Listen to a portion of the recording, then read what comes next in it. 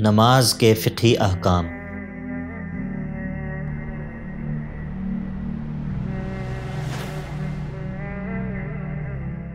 الحمد للہ رب العالمین والصلاة والسلام علی الرسول الامین، اما بعد،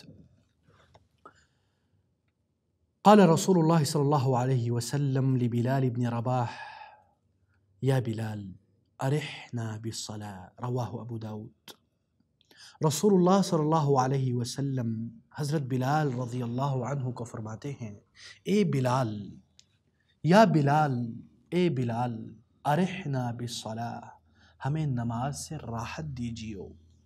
یہ ابو داود کی روایت ہے اور یہ بہت ہی عظیم حدیث ہے، اور اس حدیث سے ہمارے اوپر کیا اثرات ہونے چاہیے؟ وہ یہ ہونے چاہیے کہ ہم نماز سے راحت اور طمأنینت اور سکون حاصل کریں، اور یہی چیز آج ہم سیکھیں گے۔ سب سے پہلی بات یہ ہے کہ نماز کی کیا اہمیت ہے۔ نماز اسلام کا دوسرا رکن ہے۔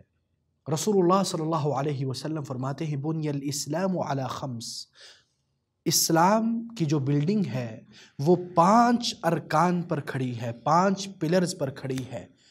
پہلی کیا ہے؟ شہادت ان لا الہ الا اللہ وان محمد رسول اللہ، کہ اللہ وحدہ لا شریک کے سوا کوئی اور معبود برحق نہیں، اور اللہ کے نبی محمد اللہ کے نبی ہے۔ اور دوسری چیز اقام الصلاۃ، نماز کو قائم کرنا، اور سب سے بہترین عمل شہادتین کے بعد نماز ہے، کیونکہ رسول اللہ صلی اللہ علیہ وسلم کے بارے میں آتا ہے کہ عبداللہ ابن مسعود رضی اللہ عنہ فرماتے ہیں کہ انہوں نے رسول اللہ صلی اللہ علیہ وسلم سے پوچھا، ای العمل احب الی اللہ، کون سا عمل ہے جو اللہ کے نزدیک بہت زیادہ محبوب ہے، محبوب ترین عمل اللہ کے نزدیک کون سا ہے؟ تو رسول اللہ صلی اللہ علیہ وسلم سید الانبیاء فرماتے ہیں، الصلاۃ علی وقتہا، نماز کو اپنے وقت پر قائم کرنا۔ اللہ اکبر، یہ بخاری اور مسلم کی روایت ہے۔ اور اسی طرح نماز ایک مسلمان کے لیے نور کے مانند ہے، جیسے کہ رسول اللہ صلی اللہ علیہ وسلم فرماتے ہیں، الصلاۃ نور، نماز نور ہے۔ اللہ اکبر، یہ مسلم کی روایت ہے۔ اور اسی طرح نماز ایک بندے کے درجات کو بلند کرتی ہے اور گناہوں کو مٹا دیتی ہے۔ اللہ اکبر۔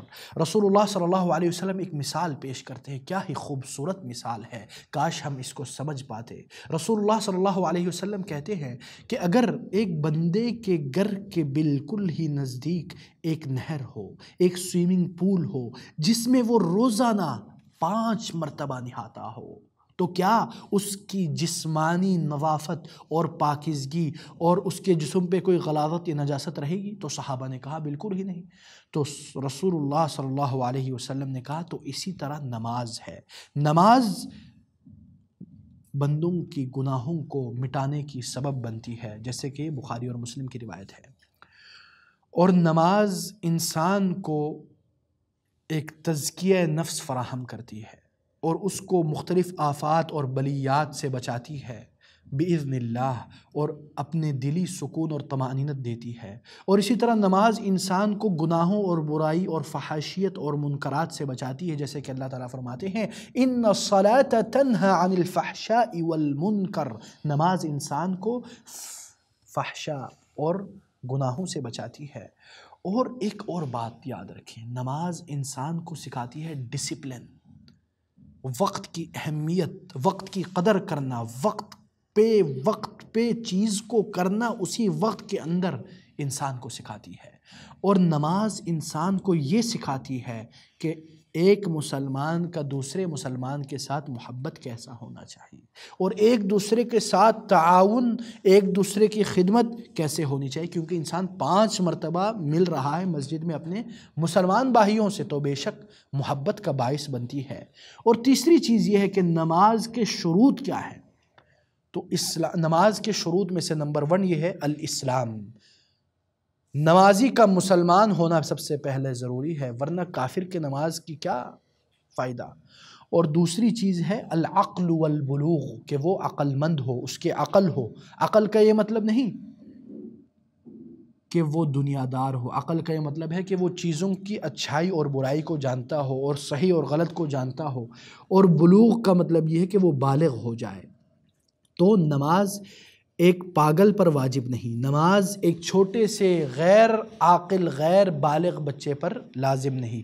اسی طرح نماز کی شروط میں سے ہے الطہارۃ من الحدث، کہ وہ حدث اکبر ہو یا حدث اصغر ہو اس سے پاکیزگی حاصل کرے، چاہے وضو سے ہو اگر حدث اصغر ہو، اور چاہے غسل سے ہو، چاہے وہ اگر جنابت سے ہو یعنی حدث اکبر ہو۔ اور اسی طرح نماز کی شروط میں سے طہارۃ البدن والثیاب وموضع الصلاۃ، یعنی اپنے بدن کو، اپنے جسم کو، اپنے لباس کو، اور جدھر وہ نماز پڑھ رہے اس کی پاکیزگی کا خیال رکھے۔ اور آخری جو چیز ہے یا آخری سے پہلے وہ ہے نماز کا وقت داخل ہوا چاہتا ہو، نماز سے پہلے نماز نہیں ہوتی، نماز کے ٹائم داخل ہونے سے پہلے نماز نہیں ہوتی، اور یہ جائز نہیں کہ بندہ نماز میں تاخیر کرے، کیونکہ اللہ تعالیٰ فرماتے ہیں ان الصلاۃ کانت علی المؤمنین کتابا موقوتا، نماز مومنوں پر ایک بر وقت کام ہے۔ اور اس کے بعد جو آخری بات ہے وہ یہ ہے کہ انسان نماز کے وقت شروط میں سے کہ ستر العورہ، ستر العورہ، وہ اپنے عورہ، اپنے یعنی جو شرمگاہیں ہیں اور اپنے جسم کو چھپا کے رکھے۔ اور مرد کا عورہ کیا ہے، یعنی جس چیز کو چھپانا چاہیے وہ ہے گھٹنے سے لے کے سر تک، اور اسی طرح عورت کا جو عورہ ہے وہ پورا جسم ہے، الا وجہہ وکفیہا، سوائے اس کے ہاتھ اور چہرے کے۔ اور آخری جو شرط ہے وہ ہے استقبال القبلہ، یعنی قبلے کی طرف رخ زیبا کرنا، کیونکہ اللہ تعالیٰ فرماتے ہیں فَوَلِّ وَجْهَكَ شَطْرَ الْمَسْجِدِ الْحَرَامِ، یعنی اپنی چہرے کو، اپنے منہ کو، اپنے جسد کو قبلے کی طرف کرنا، مسجد حرام کی طرف کرنا، مکے کی طرف۔ اچھا، اب آتے ہیں ارکان الصلاۃ کی طرف۔ ارکان الصلاۃ کیا ہے؟ سب سے پہلی چیز جو ہے وہ نیت ہے، یعنی آپ کے نیت، جیسے میں پہلے بھی بتا چکا ہوں، زبان سے نہیں بلکہ دل سے ہے، اور وہ ایک ارادہ ہے، کوئی اس میں تکلفات نہیں ہے۔ آپ کا یہ ارادہ کر لینا ہی کافی ہے کہ میں ظہر کی نماز پڑھ رہا ہوں، بس۔ اب آتے ہیں نماز کیسی پڑھنی چاہیے۔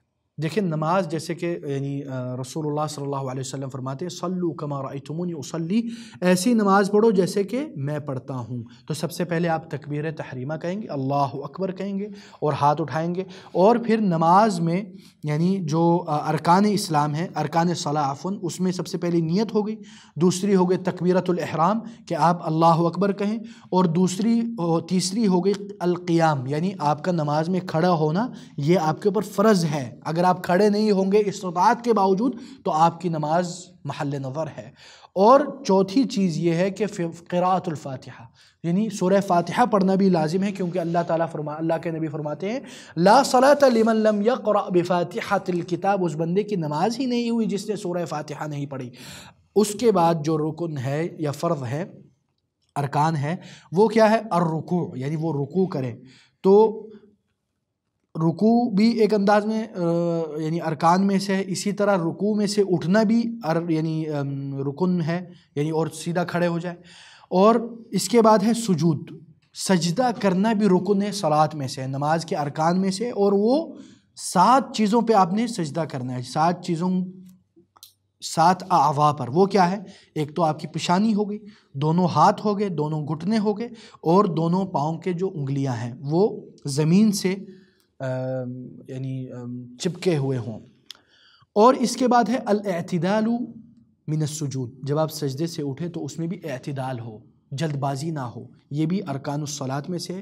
اور اسی طرح دونوں سجدوں کے بیچ میں بیٹھنا وہ بھی ارکان میں سے ہے، اور آخری تشہد پہ بیٹھنا یہ بھی ارکان میں سے ہے، اور قراءۃ التشہد الاخیر، اور جو آخر میں اب التحیات پڑھتے ہیں یہ بھی ارکان میں سے ہے، اور تسلیم یعنی السلام علیکم ورحمۃ اللہ، السلام علیکم ورحمۃ اللہ، یہ کہنا بھی ارکان الصلاۃ میں سے ہے۔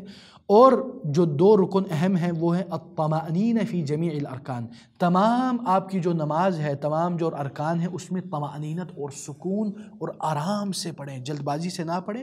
اور الترتیب بین الارکان، اور آپ کے جو نماز ہے اس میں ترتیب ہونی چاہیے۔ 5ویں چیز ہے سنن الصلاۃ، نماز کی جو سنتیں ہیں۔ سنت قولیہ ہے، اس میں مثلا استفتاح پڑھنا، سبحانک اللہم بحمدک تبارک اسمک وتعالی جدک ولا الہ غیرک، یہ دعا ہو گئی، یا اور جو مختلف دعائیں ہیں یہ. پھر اس کے بعد اعوذ باللہ من الشیطان الرجیم پڑھنا فاتحہ سے پہلے، اور اسی طرح فاتحہ کے بعد، سورہ فاتحہ کے بعد کچھ آیات یا کچھ سورت پڑھنا، یہ بھی سنت قولیہ میں سے ہے. اور اسی طرح جو تکبیرات آپ پڑھتے ہیں رکوع میں سے جاتے ہوئے یا سجدے میں جاتے ہوئے یا رکوع سے اٹھتے ہوئے، وہ بھی سنتوں میں سے ہے. اور اسی طرح جو آپ رکوع اور سجدے میں تسبیح پڑھتے ہیں 1 مرتبہ یا 2-3 مرتبہ، یہ بھی سنتوں میں سے ہے. اور اسی طرح امام کا یا جو اکیلا نماز پڑھ رہا ہے اس کا سمیع اللہ لمن حمیدہ کہنا، اور تمام مصلین کا جو نماز پڑھنے والے ان کا ربنا ولک الحمد کہنا، یہ بھی سنتوں میں سے ہے. اور اسی طرح جو تشہد اول ہے التحیات للہ، یہ جو دعا ہے یہ بھی سنتوں میں سے ہے. اور اسی طرح آخری رکعت میں جو آپ تشہد ثانی کے بعد جو پڑھتے ہیں دعا صلاۃ علی النبی، وہ بھی سنتوں میں سے ہے. اور فعلی سنت یعنی جو ایکشن ہے، جو حرکات ہیں، اس میں مثلا جو آپ رفع الیدین کرتے ہیں تکبیرۃ الاحرام میں، یہ بھی سنتوں میں سے ہے. یا پھر آپ انتقال کرتے ہیں، یعنی ایک رکعت سے دوسری رکعت میں، یا رکوع میں جاتے ہیں رکوع سے اٹھتے ہیں، یا یعنی دوسری رکعت میں تشہد سے اٹھتے ہیں، یہ ساری جو رفع الیدین ہیں یہ سنتوں میں سے ہے. اور اسی طرح جب آپ کھڑے ہوئے تو دائیں ہاتھ کو بائیں ہاتھ پہ رکھ کے سینے پہ رکھنا، یہ بھی سنتوں میں سے ہے. اور اسی طرح جب آپ دونوں سجدوں کے درمیان یا تشہد میں آپ بیٹھے ہوئے ہیں اس وقت اپنے دونوں ہاتھوں کو گھٹنے پہ رکھنا، یہ بھی سنتوں میں سے ہے. اور اسی طرح آپ سجدہ یعنی جب آپ رکوع میں ہیں یا نماز پڑھ رہے ہیں اس وقت سجدے کی جگہ پر دیکھنا، یہ بھی سنتوں میں سے ہے. اور دائیں طرف سلام کرنا یا بائیں طرف سلام کرنا، یعنی جب نماز ختم ہو رہی تھی اس وقت بھی سنتوں میں سے. یہ ساری سنتیں ہیں نماز کی، فعلیہ اور قولیہ. اور آخری چیز جو ہے وہ جو چیزیں نماز کو باطل کر دیتی ہے، یعنی ملیا میٹ یا نیست و نابود کر دیتی ہے، وہ کیا ہے؟ یعنی ان ارکان میں سے جس کا بھی ہم نے سب سے پہلے ذکر کیا، ان ارکان میں سے کسی رکن کا جان بوجھ کے چھوڑ دینا. اور اسی طرح نماز کے شروط میں سے جو چیزیں جو ہم نے بتائی ان میں سے کوئی چھوڑ دینا جان بوجھ کے، یہ یاد رکھیں، سہون نہیں، بھول کے نہیں. اور اسی طرح اپنی طرف سے ایک رکعت یا ایک رکن کا اضافہ کر لینا جان بوجھ کے، یا پینا یا کھانا جان بوجھ کے. اور اسی طرح بات کرنا من غیر مصلحت الصلاۃ، جو نماز کے مصلحت میں نہ ہو، بغیر ضروری بات کرنا جان بوجھ کے. اور اسی طرح ہنسنا یا زور کا قہقہا لگانا. اور اسی طرح یعنی ایسے اعمال کرنا جو آپ کو نماز کی جنس میں سے نہیں ہے، نماز میں سے خارج کر دیتی ہے، جان بوجھ کے کرنا، یہ ساری آپ کی نماز کو باطل کر دیتی ہے. اللہ تعالی ہمیں ان باتوں کو سمجھنے کی توفیق دے. وصلی اللہ وسلم علی نبینا محمد والسلام علیکم.